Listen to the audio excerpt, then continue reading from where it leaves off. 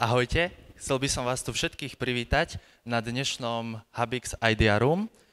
Dneska vás čaká zaujímavá prednáška o umelej inteligencii a prenechávam slovo vášmu dnešnému prezentérovi Tomášovi a jeho hosťovi Elonovi Máskovi. Ahojte, ahojte, ja vás vítam a predtým, ako sa k vám ešte prihovorím ja, tak práve nechám ešte slovo Elonovi.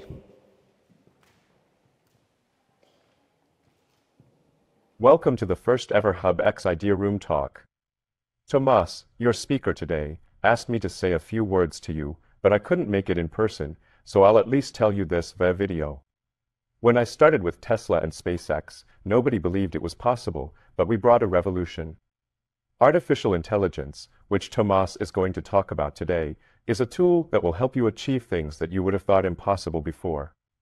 Look forward to the next revolution. Tak ahojte, ja vás vítam v tomto Hubexe. Moje meno je Tomáš Lakoštík, som študentom Lekárskej fakulty Univerzity Komenského a pôvodom som odtiaľto z týchto lavíc, presne v týchto laviciach, kde vy teraz trpíte tú nemčinu, tak aj ja som tam trpel tú nemčinu. Ale dnes vás tu vítam pri prednáške o umelej inteligencii. Ako už Elon povedal, tak je to revolučná vec, ktorá v najbližších rokoch sa stane súčasťou našeho každodenného života. A toto, čo ste mohli vidieť, tak toto video bolo práve vytvorené umelou inteligenciou a nazýva sa Deepfake video. Mal som napísané, že vám poviem, že sme ho vytvorili za 5 minút, ale v skutočnosti to asi 2 ľuďom trvalo 2 dni, pretože v dnešnej dobe už z etických dôvodov je pomerne ťažké takéto video urobiť, ale my to máme na edukačné dôvody. Tak obsah našej prednášky. Ja by som vám povedal, že najdôležitejšie, teda toto je taký nutný úvod, tých 5 etáp vývoja AI k AGI, ale čo bude najdôležitejšie dneska, je práve táto tretia časť, ako komunikovať s AI a ako si vytvoriť vášho osobného asistenta. Tieto ďalšie 3 slajdy sa pokúsim prejsť nejako strašne rýchlo, pretože všetci vieme, že všetci sme tu študenti, každý ten pocit pozná. Po 15 minútach už nás prednáška trošku otravuje, začneme premýšľať nad tým, kedy nám konečne napíše to dievča, ktoré bolo v električke, alebo prečo ten prezentujúci toľko rozhadzuje rukami. Tak začal by som tým, že vy všetci poznáte slovíčko AI. Je tu niekto, kto pozná skratku AGI? Pozerám sa na vás, ak viete niekto, skúste sa prihlásiť. Nikto? Aha, výborne. Vedel by si nám aj povedať, že čo to AGI je? Dám ti rýchlo mikrofón.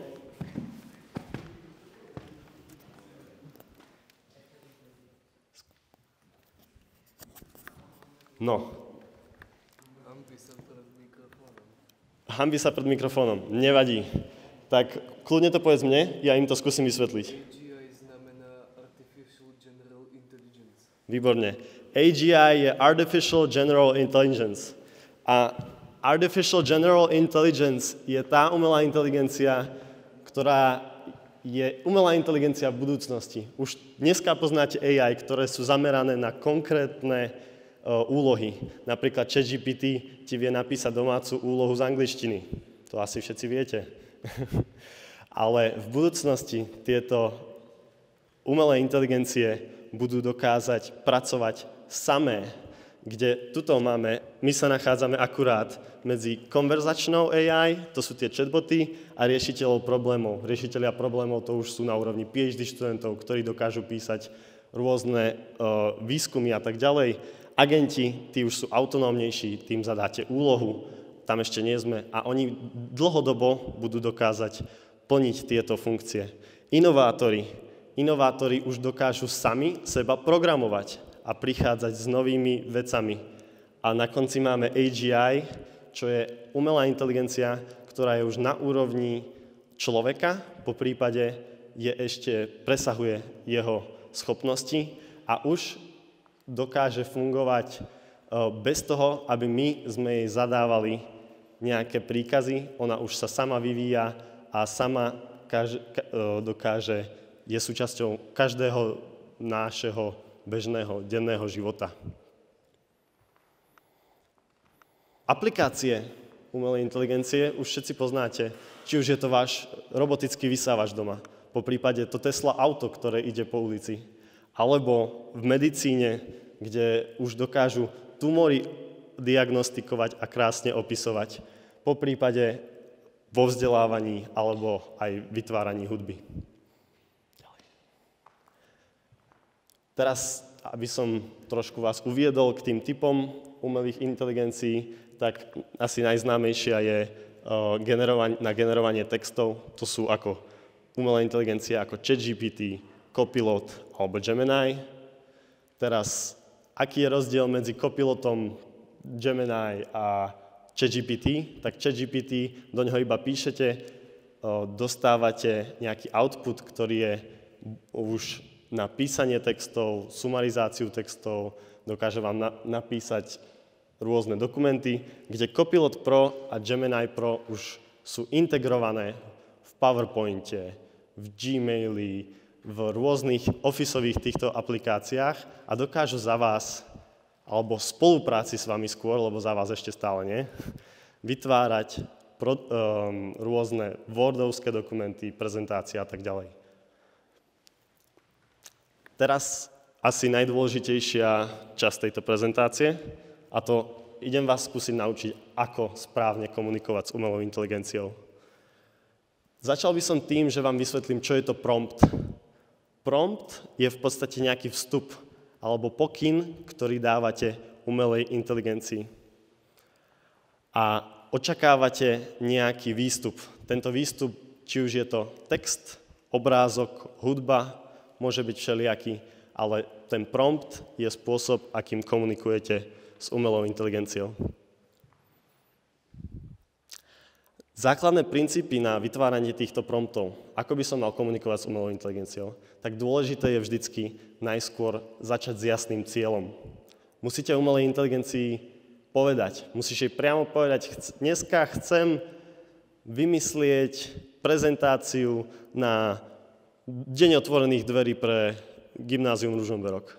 Potom, ako jej to povieš, tak je dobré využiť nejaký takýto prompt, kde jej povie, že si úplný profesionál vo vytváraní PowerPointových prezentácií. Tu si dáš tému a povieš jej, napíš mi 10 najlepších promptov, ktoré by si sama sebe dala, keby sme išli vytvárať takúto prezentáciu.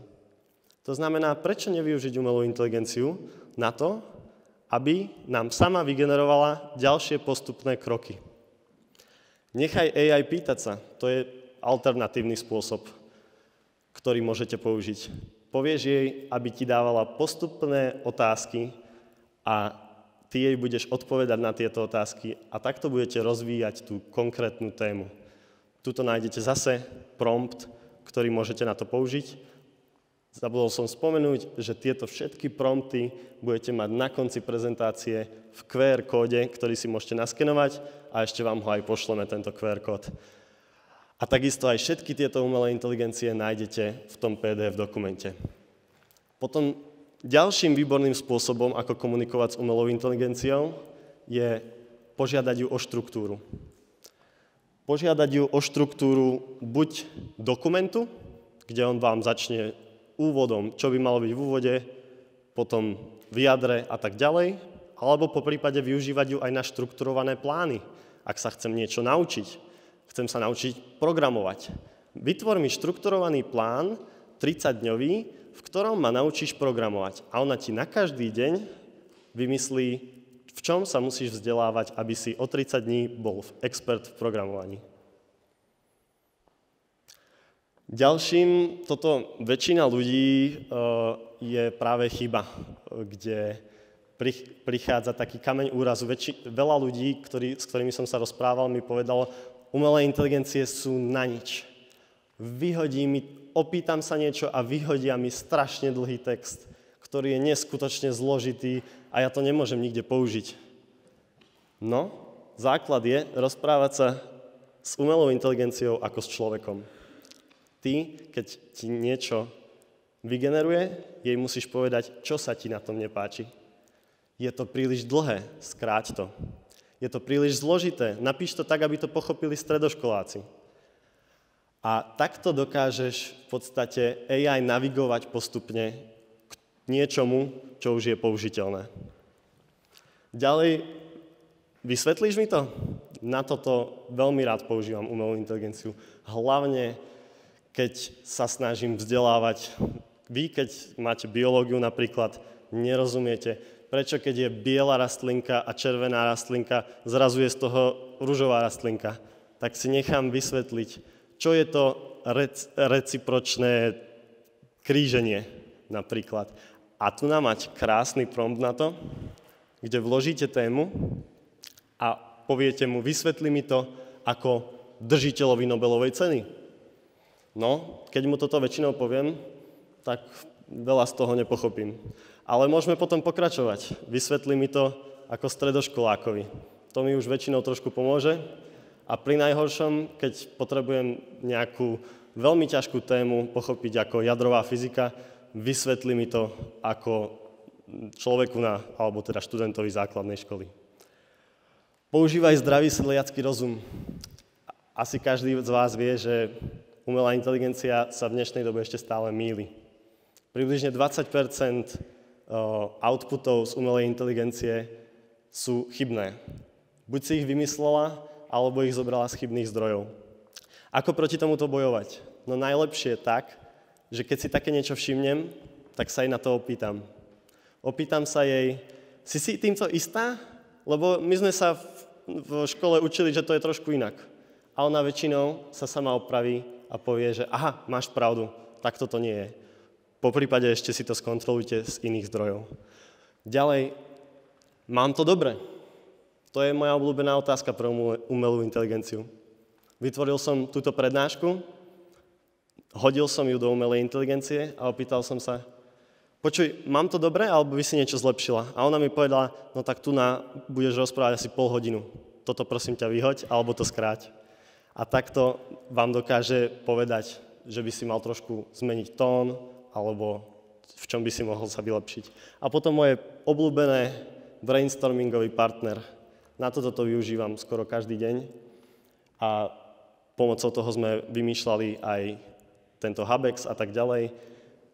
Pýtajte sa tej umelej inteligencie, hovorte jej svoje nápady a ona vám povie svoje názory na to a môžeš sa jej opýtať ďalej. A ty máš aký nápad? Ako by sme toto mohli ešte posunúť ďalej? Ako by sme to mohli vylepšiť?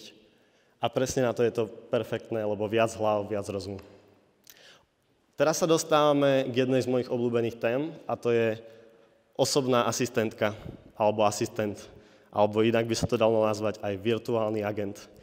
Predpokladám, že každý z vás má nejaké úlohy v živote, ktoré sa vám moc nechcú robiť. Jednou z tých pre mňa je písanie e-mailov, konkrétne hlavička a s pozdravom prajem pekný deň Tomáš Lakoštík. Tak som si vytrénoval umelú inteligenciu, aby vždy, keď píšem e-mail, tak automaticky toto tam písala a ja už potom napíšem iba jadro. A takto vy si dokážete urobiť vlastného učiteľa matematiky. Dokážete si vytvoriť svojho vlastného zamestnanca vo firme, poprípade plánovača výhovoriek pre mamku. Aj keď podľa vašich výrazov vidím, že pravdepodobne viete, že mamka prekúkne každú výhovorku. A tuto by som vám rád povedal taký príbeh krátky. Toto leto som spolu s Andrejom, môjim dlhoročným kamarátom, si zakladal našu prvú firmu. Predávame aromadifúzery a asi si poviete, že 20-roční chalani, kde zobrali skúsenosti na komunikáciu s dodávateľmi a s továrňami. No, otvorili sme knižky a začali sme čítať. No asi si viete predstaviť, že na medicíne čítame knížiek veľa a do toho sa mi moc nechcelo. Takže sme urobili to, že sme si presne vytvorili takéhoto virtuálneho zamestnanca, ktorého sme nazvali DOPE, Deals Operating PR Manager. A toho sme naučili, poprosím ťa ďalej, Andrej, ako má komunikovať s dodávateľmi. Naučili sme ho všetko o našej značke, nakrmili sme ho všetkými našimi logami, dokumentami a povedali sme mu, že má komunikovať s dodávateľmi. Tak toto vyzerá tento proces vytvárania. Povedali sme mu v podstate, že budeš expert v obchodovaní online, hlavne čo sa týka v komunikácii so suppliermi. Potom sme ho nazvali a nakoniec sme mu na ďalšom slajde povedali, že tvojou hlavnou úlohou pri komunikácii je nepriznať to, že my nemáme žiadne skúsenosti s komunikáciou s dodávateľmi a prosím ťa, ukazuj nám, že ako vylepšiť naše profity. A takto si v ChatGPT aj vy dneska viete vytvoriť svojho vlastného zamestnanca, učiteľa matematiky. A čo je na tom najlepšie? Nie len, že vy si ho na začiatku naprogramujete, ale vy dokonca tým, že mu budete ho krmiť rôznymi informáciami, on si bude všetko zapisovať a on vás bude poznávať. Takže on bude presne vedieť, čo od neho očakávate a presne vie, na čo sa máte zamerať a presne vie, že nad rovnakým problémom z matematiky ste sedeli aj pred 2 týždňami a ponúkne vám, že pozrite sa, ako ste to vyriešili minule. Ahoj, Čet. Dnes budeš môjim brainstormovacím partnerom. Dokážeš zapisovať všetko, čo ti poviem? Ahoj. Jasne, môžem zapisovať všetko, čo mi povieš. Čo máš na mysli dnes na brainstorming? Som pripravený. Super, ďakujem ti pekne. To bola len rýchla ukážka pre študentov, ktorým teraz práve prednášam. Rado sa stalo. Dúfam, že sa ukážka študentom páčila. A ak by si potreboval pokračovať alebo niečo iné, som tu. To bude všetko. Díky moc.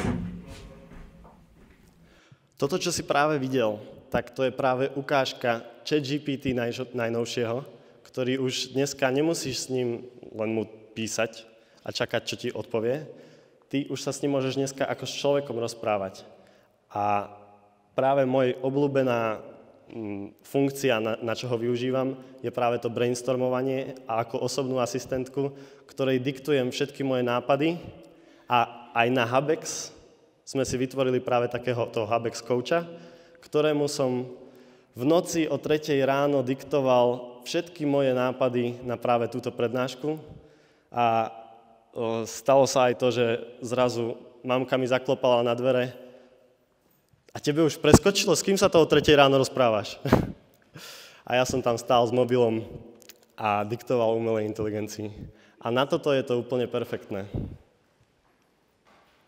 Tuto môžete vidieť rôzne GPTs, ktoré už sú predvytvorené a môžete ich používať na rôzne, od tech advisora cez nejakého písacieho kouča a tak ďalej.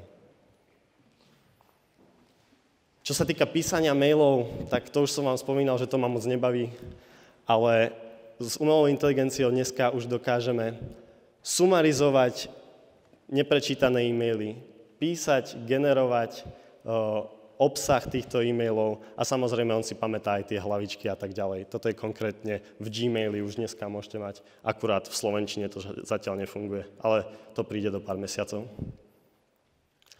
Čo sa týka nejakého ďalšieho využitia umelej inteligencie, tak určite ste videli obrázky na internete rôzne kolujúce, tak tu vidíte pápeža oblečeného v zaujímavom trendy oblečení. Dneska už z toho vznikajú aj rôzne etické otázky a tu môžete vidieť, že dokážete generovať rôzne logá. Tuto vidíme nejaké umenie. Je to umenie, alebo to nie je umenie? To je tiež ďalšia otázka. A toto vznikali ďalšie kontroverzné obrázky, ale dneska to je iba pre edukáciu. Tuto vidíte, Midjourney je taký jeden z hlavných programov, ktorý sa na to využíva. Tuto vidíte timeline. Keď ste mu dali ten istý prompt pred niekoľkými rokmi, v roku 2022, tak vám vytvoril toto. No, je to niečo. A dnes z toho istého promptu vytvorí už veľmi realistického človeka. Tuto vidíte, že aj tá brada a vlasy sú veľmi realistické. Takisto máme videá, môžeme vytvárať. textu video. A tu vidíte, že fakt fantázii sa medze nekladú. Máte tu tigra, ktorý je nejaké nudle v azijskej reštaurácii, alebo dokážete editovať videá, vytvárať scénáre, poprípade vygenerovať celé video, postrihať ho s umelou inteligenciou a ešte aj hlas vám to nahovorí, alebo môžete použiť vlastný hlas, ktorý môžete si naklonovať a takto dokážete dostať celý film. Tuto sú nejaké pekné zábery, čo sa týka práve runway umelej inteligencie. A tu vidíme video, toto bolo vygenerovaný najprv obrázok, toto dievča neexistuje. Táto sympatická Aziatka neexistuje, to bol vygenerovaný obrázok a potom premenený na video. A toto je video na video, v ktorom vy natočíte video a potom poviete, chcem, aby tam horel plameň, chcem, aby tam snežilo, pršalo a umelá inteligencia dokáže premeniť tie scény na všetko, čo si dokážete predstaviť. Ďalej, cudzí jazyk, žiadny problém. V dnešnej dobe už dokážete komunikovať s druhým človekom pomocou umelej inteligencie v rôznych jazykoch. Poprípade najlepším, ja osobne toto pokladám za najlepšiu alternatívu prekladača, teda Google Translátora, a to je DeepL. DeepL nie len, že vám preloží, on rozumie kontextu. Na rozdiel od prekladača, on analyzuje aj kontext celého dokumentu a preto dokáže s oveľa väčšou presnosťou prekladať tieto texty. Ďalej dokáže upravovať tón. Môžete si zvoliť formálny tón, priateľský tón a tak ďalej. A čo je ešte veľmi zaujímavé, je, že dokáže celé napríklad PowerPointové prezentácie preložiť s tým, že zachová vaše formátovanie a všetko. A preloží celú prezentáciu. A teraz vás poprosím, dávajte pozor, že či budete rozumieť. 我们的世界之所以美丽，正是因为在每个国家我们使用不同的语言。但是，如果你un genio que domina 15 idiomas diferentes, esta inteligencia artificial puede serte útil. So, what do you say? Did I sound credible in those previous speeches? Would you think it's artificial intelligence? Alebo je to úplne realistické? Viacej ti o tom porozprávam ja, ten, čo stojí práve tu. Takže prenechávam slovo. Tak toto, čo ste videli, tak toto bolo vytvorené fakt, že za 2 minúty. Dneska už dokážete v 150 rôznych jazykoch rozprávať s tým, že sa nahovoríte v slovenčine. Dokážete si vytvoriť dokonca aj vlastného avatara, ktorý bude za vás všetko toto rozprávať. Ďalej tu máme umelú inteligenciu Recall. Tá je perfektná práve na učenie, vzdelávanie, vytváranie poznámok. Pretože vy dokážete si poznámky vytvoriť ako z nejakých news articles, PDF-iek alebo YouTubeových videí, dokonca podcastov. A funguje to niečo takto, dáte tomu video, on vám to zanalýzuje, tuto vám vytvorí z toho sumarizáciu a potom, keď máte takto vytvorené poznámky, tak on vám z toho vytvorí sieť. Kombináciu vašich poznámok z týchto podcastov a tak ďalej a podľa keywordov dokáže pospájať všetky tieto rôzne dokumenty a je to v podstate ako Wikipédia, na ktorej dokážete čukať tie rôzne slovíčka, ono vás to hádže ďalej, ale táto Wikipédia tu ste si vytvorili vy a sú tam iba učebnice, ktoré ste sa tam dali vy, alebo PDF-ka a tak ďalej. Tuto vám dávame QR kód, ktorý si môžete naskenovať. Tam nájdete potom aj ďalšie umelé inteligencie na tvorbu, prezentácií aplikácií, web stránok, plánovače dovoleniek, interiérový dizajn, ako vytvoriť AI titulky vo videu, po prípade nejaké zvýšenie efektivity cez kalendáre alebo task management. A tento QR kód vám dáme aj na konci. Tak ja vám ďakujem za pozornosť. Toto je koniec prvej časti prednášky. Toto bolo práve tá informačná časť a teraz sa presunieme do Idea Room časti, kde ideme zapojiť vás všetkých a ideme si tu urobiť takú miestnosť nápadov. Ďakujem.